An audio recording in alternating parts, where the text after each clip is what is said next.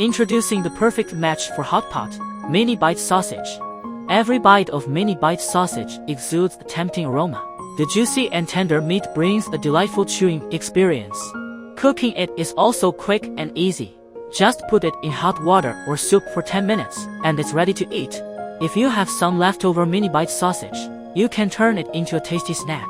Tempt your taste buds. First, wrap the mini bite sausage with noodles, making about 7 rounds.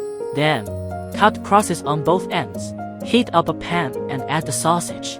Fry on low heat until it blooms and the surface becomes crispy and fragrant.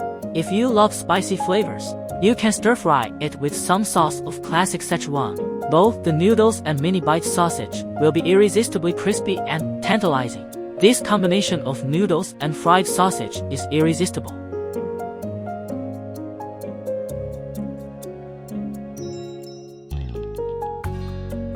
Jack and King's, a taste of China anytime, anywhere.